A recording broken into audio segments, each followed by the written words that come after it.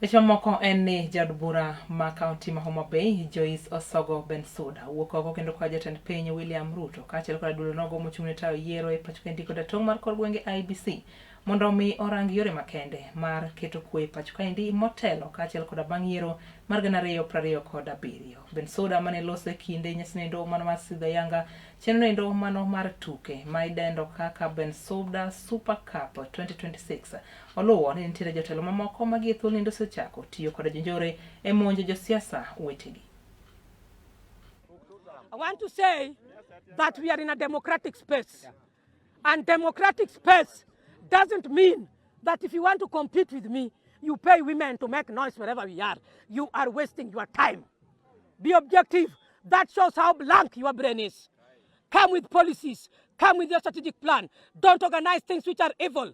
I want to say that our youths are not going to be used negatively. We don't want to shed blood because of elections. We don't want people to be chopped off because of elections. We are calling upon President, His Excellency Samuel Ruto. Peace must prevail during election. We are telling IEBC to intensify the registration. Youths wamesema niko kadi, hawana panga, wako kadi. Youths wachukue kadi, waende wachague viongozi wao.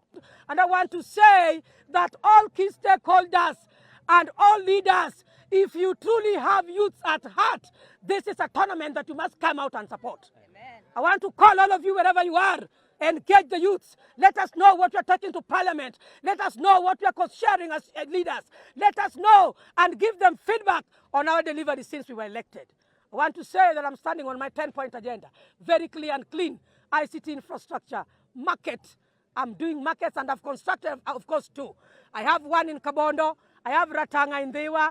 I'm advertising Oriang. I'm bringing Pala Market in Karachuonyo. I'm building Sikwadi. 8 modern boda sheds. So it is a tournament that is educative.